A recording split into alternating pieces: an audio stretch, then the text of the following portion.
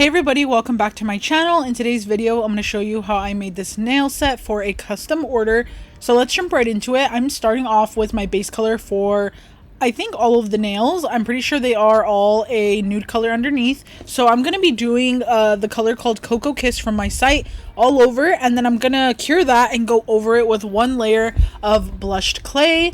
I wanted to say happy Saturday. It is a late upload today, but I figured better late than never because I don't want to miss my upload schedule. You guys know I'm trying to be really like strict with myself with that. So yeah, that's what I'm doing with this nail set. It is actually my first time ever making a short duck nail set, like short duck shape. I've never done it, and these duck tips are actually very good quality. So if you're into duck nails, or if you want to make them for your press-on business, or if you want to make them for family or whatever you want to do, these ones are actually good quality. I've never really tried that many duck tips, but I have had like one kind that I tried before that was not good quality. It was like kind of flimsy and kind of weird, I don't know, but these are really sturdy. The only thing about these is if you do get them, because I'm gonna put them in the description box, but if you do get them, the like actual nail bed part, like the bottom where the cuticle area is at, they are very squared.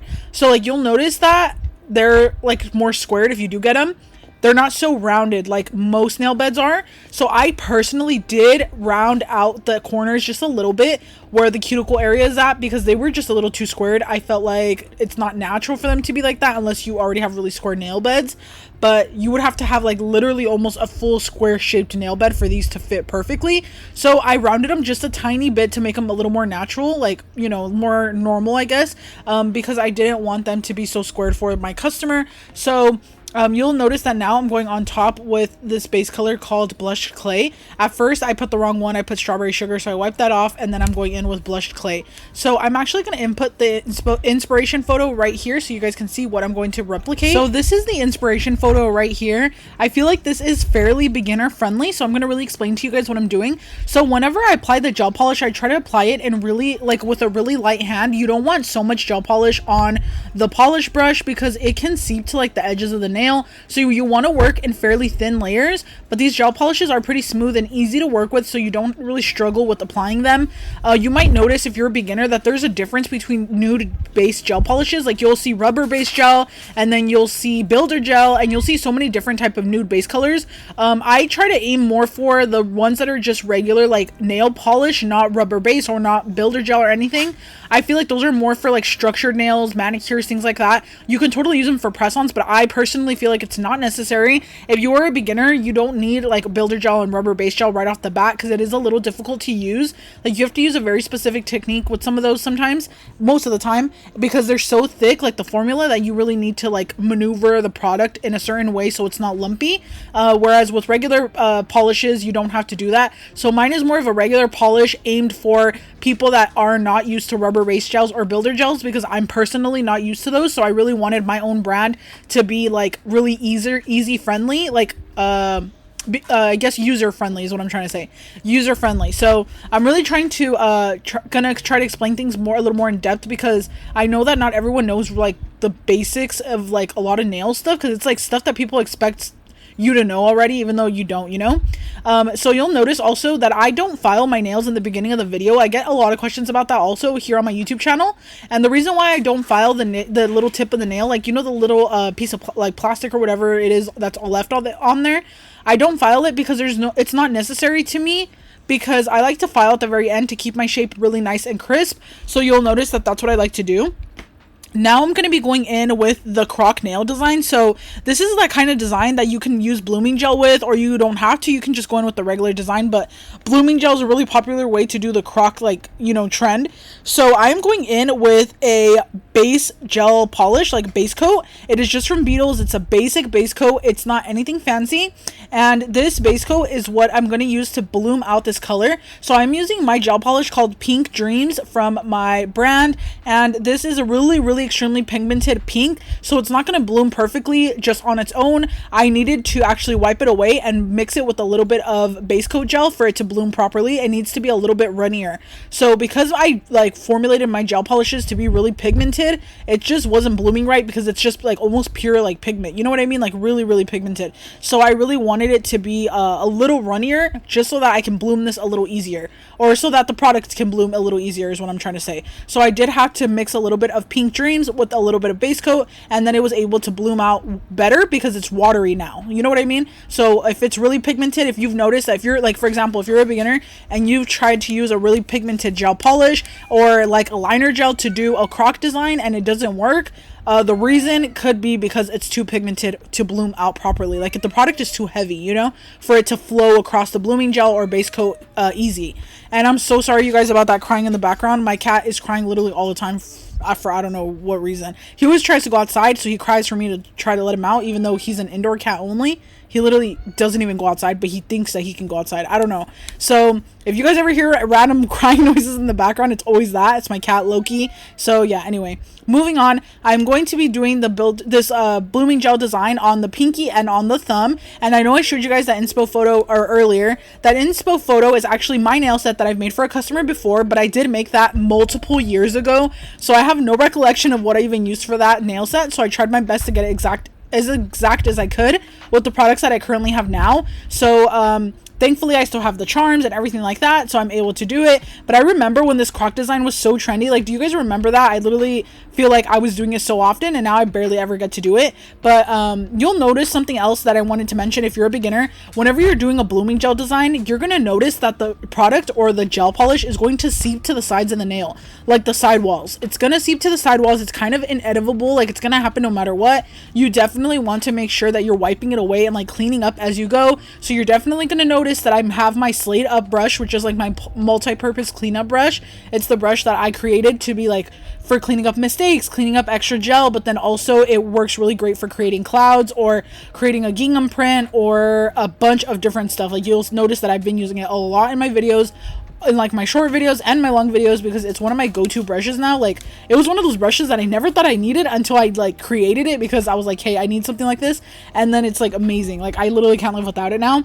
So now I'm gonna be grabbing my 12 millimeters French Slayer brush, and this brush was created for a classic French, like literally created to slay a French tip.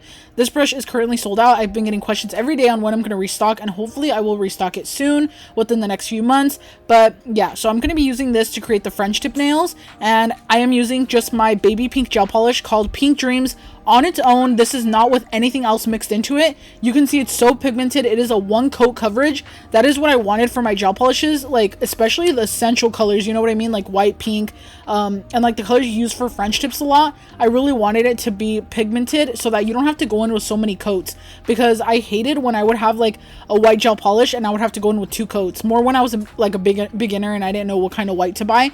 But now I was just really specific on how I wanted my products to be, so I always make sure that they are, you know, pretty pigmented and easy to use.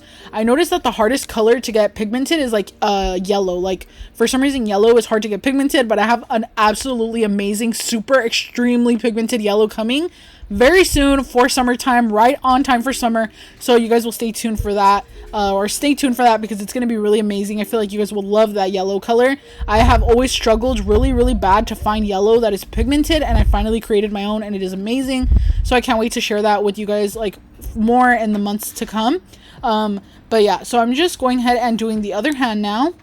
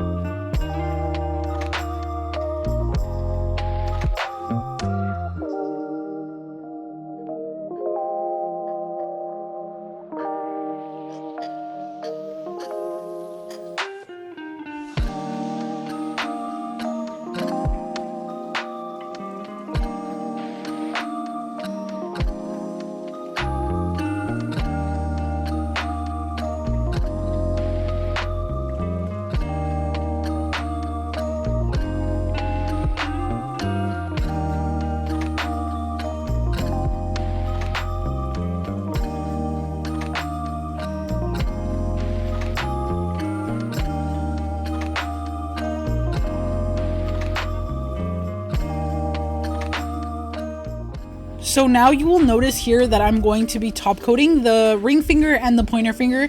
The reason why I'm top coating these is because they are pretty much finished. We only have one last step to do for this, and it is a step that goes on top of the top coat. So this one is done. I'm just going to be top coating that, and then now I'm going to be grabbing my non-wipe rhinestone gel. This is my new rhinestone gel that I just came out with. It is a non-wipe formula, so it's a little bit more of a smooth consistency. It's not as thick as like a different type of top coat or a different type of rhinestone gel would be, so it's a little bit smoother. You can use it for 3D bubbles, 3D lines, because it's a non-wipe. Like I specifically wanted it to be non-wipe because I wanted to be able to use it for those trendy 3D lines, bubbles, and all that. So you'll notice that I use this product for those type of things, and I also use it for applying charms or small items. And I specifically wanted to have a liner brush connected to it because I always had to grab my rhinestone gel and put it on my paint palette and then pick it up with my liner brush, because I never used the kind that was like in a jar. Like I think I might have used one kind before, but I never really used the jarred kind, so it was always kind of a hassle for me to like take it out of the tube and then have to pick it up with my liner brush. So I really wanted it to have a liner brush built in, and this is a really nice liner brush. I customized the liner brush as well to be more of a longer one, so you can actually reach the product to the bottom of the bottle. Like you guys, I literally thought of so many things, like when it comes to my brand, so many things to make it user friendly and just like what I would love to use myself and what I would want, because I'm genuinely using these products on the daily and I needed them to be like pretty perfect, you know. So you'll notice that I started applying my charms now. I had a few different charms that I have to apply here. I don't really know what these charms are called, like crosses or something, but I am applying one to the thumb, one to the pinky, and then the middle charm, I don't know what it is, like a planet or something. I'm not really sure, but they were really trendy, I think like a year or two ago. And I'm going to be applying these charms here with my rhinestone gel. Like I said, I usually get all of my charms from Shein. Like if you're a beginner, don't spend so much money on charms. Like don't buy them from Amazon if you're able to, you know, if you're able to wait. Get them from Shein, get them from AliExpress or wherever you can, because a lot of the times the Amazon ones, they're literally getting them from like, you know, China or wherever, and they're just reselling it. And the Amazon ones are really, really expensive for some reason. I noticed that I needed like a pack of charms the other day, like last minute, and I had to pay like $13 for only a few charms on Amazon. And then when I went to Shein randomly one day, I found the same exact charms for literally like $1.50. It was literally insane. So charms, definitely get charms from Shein. You guys might notice if you go back to my older videos, like if you guys are new here and you like my videos, I've done a lot of hauls in the past, like haul videos where I show you guys the charms that I buy, and I am literally a charm-aholic. Like you guys may not know this if you're new to my channel, but I have an absolutely insane amount of charms because I love them. They're just so cute. They're so easy to apply on the nails, and I love charms. Like I know they kind of snag on stuff and they're kind of annoying, like get caught in your hair, but I don't know what it is. I just love applying them. I love decorating nails with charms and rhinestones. It's like my favorite thing to do. Other than hand painting stuff, you guys might notice I hand paint a lot of stuff here on my channel lately, but I loved charms before all of this, you know, like I've always loved charms. So that's super random, but that's why I wanted to create this rhinestone gel that has a brush attachment so that it's user friendly for people that have charms a lot or on their nails or like to use charms, because you can really get in there with the skinny liner brush and like really go underneath. You can see what I'm doing here. I'm literally like going underneath this planet charm and really going in there, like, you know what I mean? So that it's all sealed in and it won't snag on your hair or anything. So you want to make sure you cure this for a full 60 seconds, and if you need to, like turn the nails on the side, turn them over, so that way you're able to get a cure from like all angles. But yeah, you guys, that's pretty much it for this. It did get cut off, like the rest of the video did get cut off because my phone ended up dying and I didn't notice, but I did top coat the rest of the nails and I also applied the rest of the croc design. I wish I had been able to show it to you guys, but I think I have more croc videos probably here on my channel somewhere. This is how the nail set ended up turning out. I really hope you guys enjoyed this quick video today for Saturday, and I will see you guys for another video on Monday. So I'll see you then. Bye.